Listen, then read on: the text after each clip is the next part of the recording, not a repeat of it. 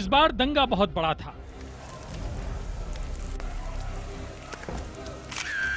खूब हुई थी खून की बारिश। अगले साल अच्छी होगी फसल मतदान की। आपके लिए ये एक कविता की चंद लाइनें हैं, मगर यूपी में शायद सियासत का फलसफा।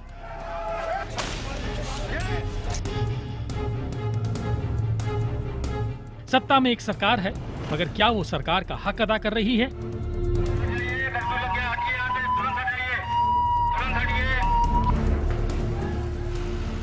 ये सवाल इसलिए कि उत्तर प्रदेश को अब अखिलेश का दंगा प्रदेश कहा जाने लगा है।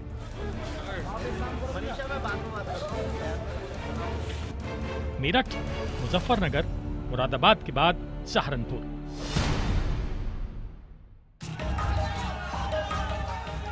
जिस शहर ने पिछले 2 दशकों में कोई सांप्रदायिक तनाव नहीं देखा, उस शहर में अचानक भड़की हिंसा ने 3 जानें ले ली। प्रशासन का दावा है कि स्थिति तनावपूर्ण किंतु नियंत्रण में है। पुलिस का दावा है दंगाइयों से निपटने के पुख्ता इंतजाम है। सरकार का दावा है कि अब सब कुछ ठीक ठाक है।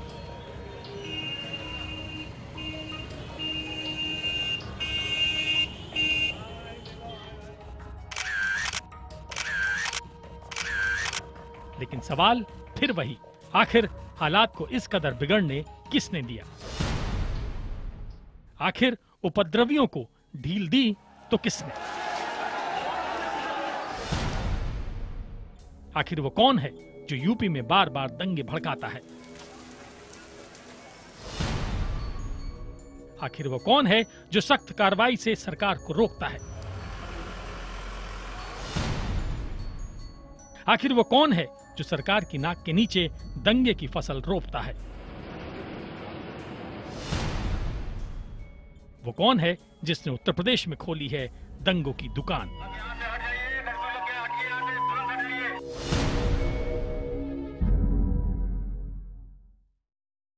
जी हां, जिस उत्तर प्रदेश को अखिलेश यादव की सरकार उत्तम प्रदेश बनाने के दावे कर रही थी, वो दंगों की दुकान में तब्दील हो गया है।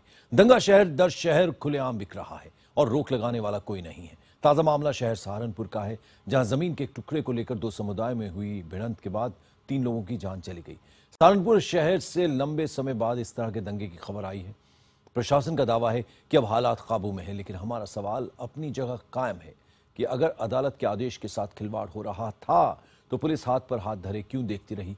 आखिर एहतियाती कार्रवाई के लिए प्रशासन को किसके इशारे का इंतजार था?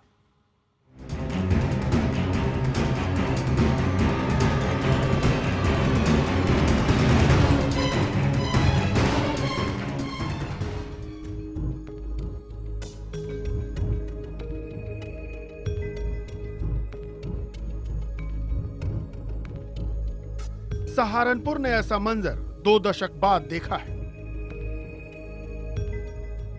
शहर की सड़कों पर गश्त लगाती पुलिस, फ्लैग मार्च करते सुरक्षा बलों के जवान, जलती दुकानों से उठता धुएं का गुबार, शहर की फिजा में घुला तनाव का जहर, घरों में कैद और खिड़कियों से झांकते शहरी।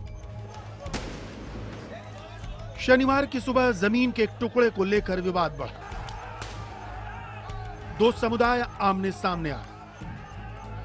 शुरुआत ईंट पत्थरों से हुई, जो इतनी बढ़ी कि एक बार पुलिस को पांव पीछे खींचने पड़े।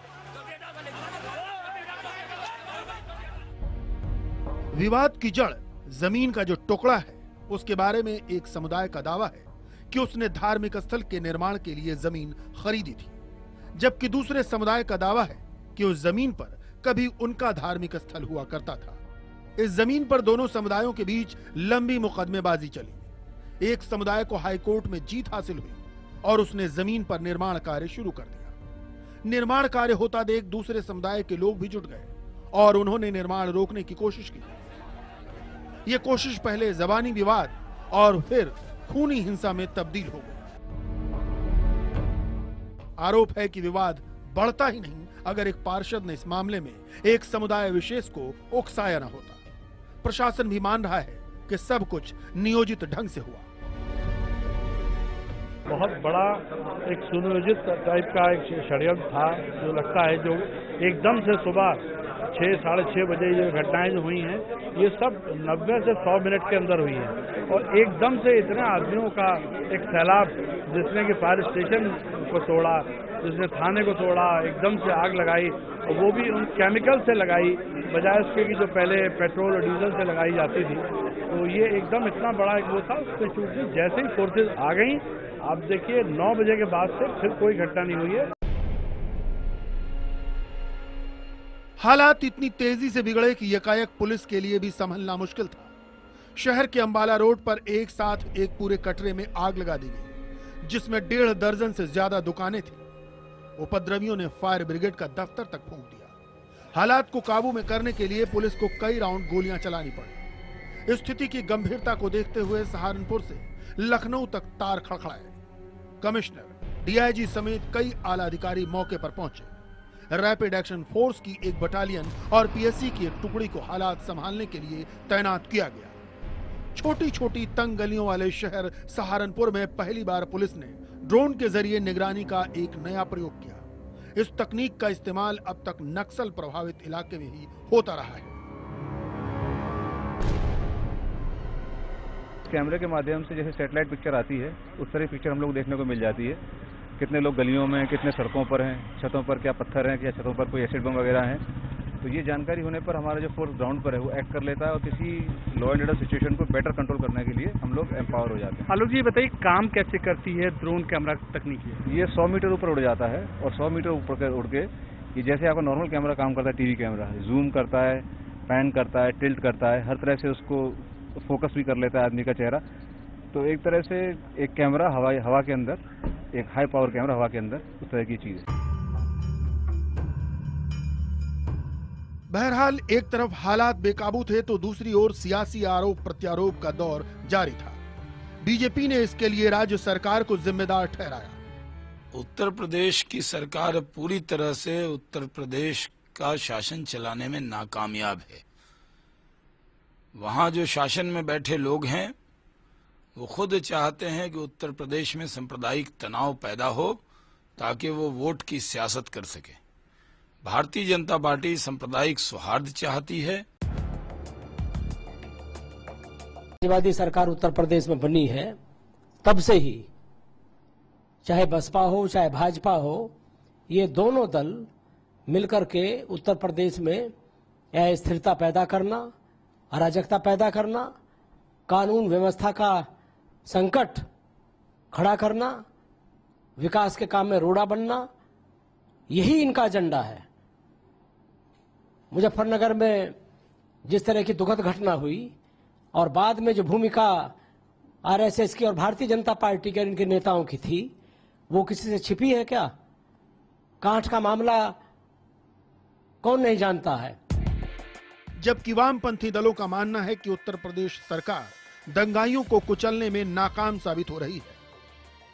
उत्तर प्रदेश में कानून और व्यवस्था को पूरी मजबूती के साथ लागू करने के लिए मुख्यमंत्री अखिलेश यादव को पहल करनी चाहिए, बिना किसी लाग लपेट के कि कौन उसका विरोध कर रहा है और कौन उसका समर्थन कर रहा है। भारतीय जनता पार्टी और उनके सहयोगी पूरे उत्तर प्रदेश में सांप्रदायिक स्थिति पैदा करके वह चाहते हैं कि वह किसी प्रकार से उत्तर प्रदेश के अंदर राष्ट्रपति शासन लगाए। बहरहाल 2 दिन के कर्फ्यू के बाद हालात सामान्य देख सोमवार को प्रशासन ने कर्फ्यू में ढील दी। शहर के नए और पुराने दोनों हिस्सों में अलग अलग वक्त पर कर्फ्यू में छूट दी गई। जरूरी सामानों की खरीद के लिए लोगों की भीड़ सड़कों पर उमड़ आई। दिक्कत तो यह आई है कि बच्चों के लिए दूध नहीं था, दवाइयां नहीं थी, उसके लिए बड़े परेशान रहे हम। जाहिर है हालात यूं ही सामान्य रहे तो कर्फ्यू में छूट की समय सीमा बढ़ेगी, लेकिन लोगों के दिलो दिमाग में दहशत और तनाव अब भी बना हुआ है।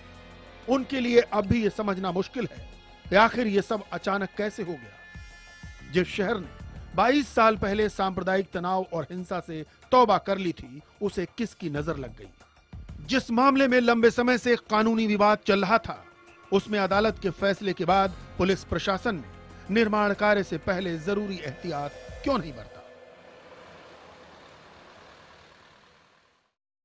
सांप्रदायिक तनाव से सिर्फ सहारनपुर ही नहीं जूझ रहा, दरअसल पूरा पश्चिमी उत्तर प्रदेश ही पिछले कुछ वक्त से ऐसे ही हालात का सामना कर रहा है। इस महीने की शुरुआत में ही मुरादाबाद के कांट में इसी तरह माहौल बिगड़ा। मामला एक धार्मिक स्थल से लाउडस्पीकर उतारने का था, जिसे लेकर विवाद बढ़ गया। हालात इतने बिगड़ गए कि पत्थरबाजी में जिलाधिकारी को एक आंख तक गंवानी पड़ी। ये मामला अब भी पूरी तरह ठंडा नहीं पड़ा है। तारीख 4 जुलाई 2014, दिन शुक्रवार, स्थान मुरादाबाद का कांट इलाका।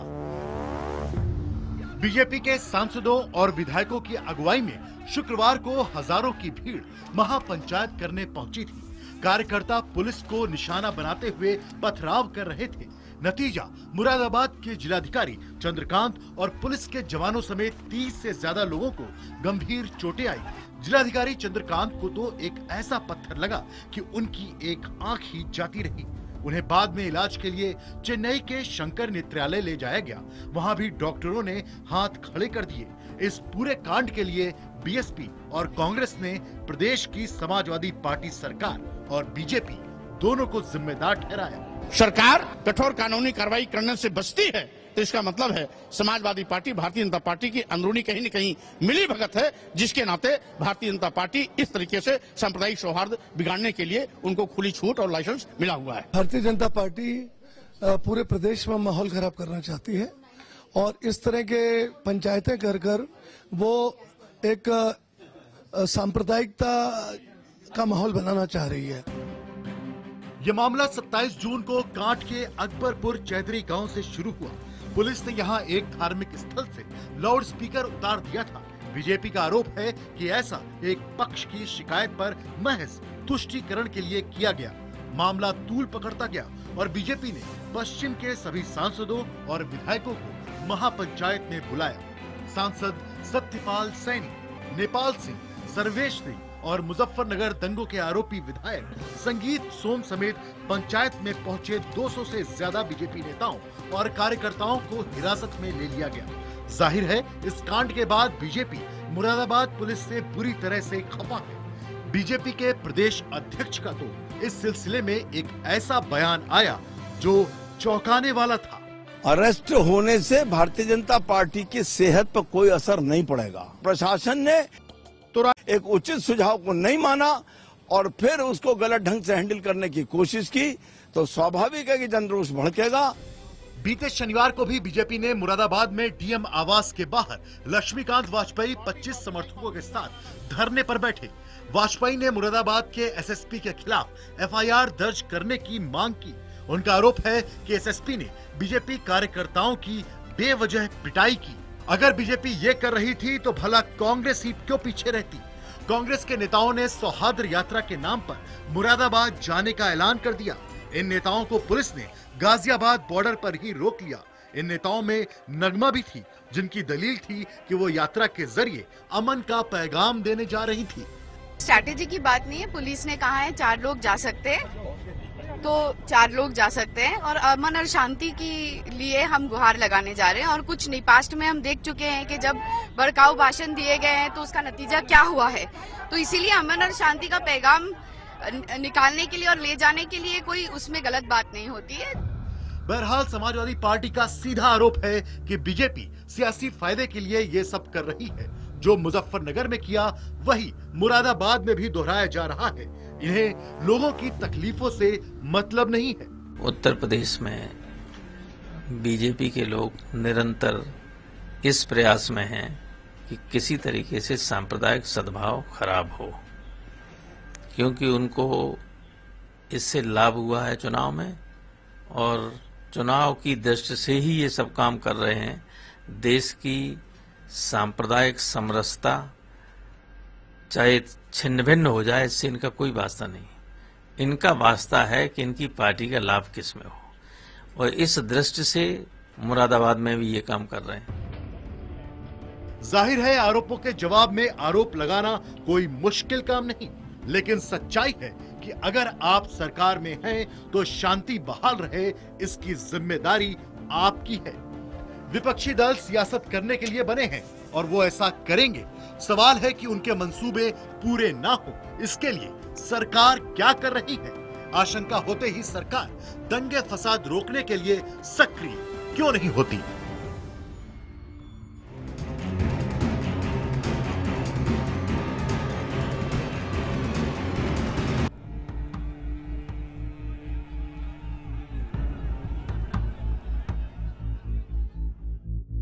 तस्वीरें गवाह हैं कि मुजफ्फरनगर में किस तरह दंगा भड़का और किस तरह पुलिस हाथ पर हाथ धरे बैठी रही। मुजफ्फरनगर महीनों तक सुलगता रहा और सियासत इस आग पर रोटियां सेकती रही। मामला कवाल गांव में मामूली छेड़छाड़ का था जो इतने बड़े दंगे में तब्दील हो गया। एक समुदाय विशेष के लड़के पर एक लड़की से छेड़छाड़ का आरोप लगा। लड़की के भाइयों ने पहले उसे डराया धमकाया और फिर एक दिन उसके घर जाकर उसकी हत्या कर दी। मारे गए लड़के के मोहल्ले वालों ने इन दोनों को घेर लिया और पीट पीट कर उनकी हत्या कर दी। लेकिन इस घटना के बाद अचानक एक वीडियो सोशल मीडिया पर अपलोड किया गया। हालांकि यह वीडियो किसी और मुल्क का था, लेकिन फर्जी तरीके से इसे दोनों भाइयों की हत्या का वीडियो कहकर प्रचारित किया गया। तो एक झूठा वीडियो क्लिपिंग जो है वो एक अपलोड किया गया था। उसको जो है यूट्यूब पे उसको हम लोगों ने ब्लॉक भी करवा दिया था, लेकिन उसकी सीडी बना के जो है वो फिर उसको बांटा गया। उसके कारण भी जो है उस एरिया में तनाव रहा। बहरहाल पुलिस ने जब धरपकड़ शुरू की तो मामला निजी झगड़े से जाति और धर्म के झगड़े में बदल गया। एक समुदाय के नेताओं ने प्रशासन के खिलाफ पंचायत बुलाने का ऐलान कर दिया। अब मामले में वरिष्ठ अफसरों ने दखल दी। उन्होंने नेताओं को पंचायत न करने की हिदायत दी। प्रशासन के अनुरोध पर पंचायत नहीं हुई, लेकिन इसके कुछ दिन बाद ही दूसरे समुदाय ने पंचायत कर डाली। पंचायत में इलाके में असर रखने वाले हर बड़ी पार्टी के नेता थे। आरोपों के मुताबिक मुजफ्फरनगर से बीएसपी सांसद कादिर राणा, सत्ताधारी समाजवादी पार्टी के राशिद सिद्दीकी, तब केंद्र में सत्ताधारी कांग्रेस के सईदुज्जमा पंचायत की अगुवाई कर रहे थे। बड़ी बात यह हुई कि जिन अफसरों ने एक समुदाय को पंचायत न करने की हिदायत दी थी, उन्हीं अफसरों ने पंचायत में पहुंचकर ज्ञापन लिया। इससे दूसरा समुदाय भड़क उठा। उस झगड़े में अगर तत्काल कार्रवाई हो जाती और निष्पक्ष कार्रवाई हो जाती तो यहीं शांत हो जाता, बात ऊपर न जाती। जाति और धर्म के नाम पर पंचायतों की इस राजनीति में धर्मनिरपेक्षता का मुखौटा लगाए नेताओं के चेहरे से नकाब उतर गए। अगले दिन दूसरे समुदाय के नेताओं ने अपनी पंचायत की। नेताओं ने भड़काऊ भाषण दिए और लोगों को उकसाया। इसके बाद हुई पंचायत में बीजेपी विधानमंडल दल के नेता हुकुम सिंह, विधायक भारतेंदु और संगीत सोम शामिल हुए। कांग्रेस के हरेंद्र मलिक भी पंचायत में थे। अजित सिंह की पार्टी आरएलडी के राजपाल बालियान भी पंचायत में थे, तो भारतीय किसान यूनियन के राकेश टिकैत थे। इस पंचायत में हजारों लोग जुटे थे और जब वो पंचायत के बाद घर लौटने लगे, तब मुजफ्फरनगर के ग्रामीण इलाकों में जातीय धार्मिक खूनी संघर्ष शुरू हो गया। एक दूसरे पर सालों का भरोसा कुछ मिनटों में ही टूट गया। जिन्होंने भरोसा किया वो बाद में पछताए। सब लोग दंगे की खबर सुन के गाँव छोड़कर चले गए थे और जो घर पे रह गए, जो जा नहीं सके, उनको गांव वालों ने विश्वास में रखा, विश्वास में लेकर के कि हम तुम्हें कुछ होने नहीं देंगे। अख्तर की पत्नी, पिता दंगाइयों की वहशत की बलि चढ़ गए, जबकि उसका भाई लापता हो गया। फिर शुरू हुआ राहत कैंपों की राजनीति का सिलसिला। दंगा पीड़ितों ने कड़कड़ाती ठंड में रातें प्लास्टिक की मामूली चादर के नीचे गुजारी। नेताओं ने दौरे शुरू किए, तब ये आरोप लगा कि एक खास समुदाय के कैंपों में दौरे हो रहे हैं। अखिलेश सरकार पर भी मुआवजे के बहाने तुष्टीकरण का आरोप लगा। यही नहीं, हद तो तब हो गई जब मुआवजे के लालच में राहत कैंपों में ही धड़ाधड़ शादियां हुई और जल्द ही उनके तलाक भी शुरू हो गए। जानकारों का मानना है कि ध्रुवीकरण की मलाई काटने को बेताब सियासी दलों ने इस दंगे को जानबूझकर हवा दी। ये और बात है कि किसी को फायदा हुआ तो किसी को उम्मीद के उलट नुकसान।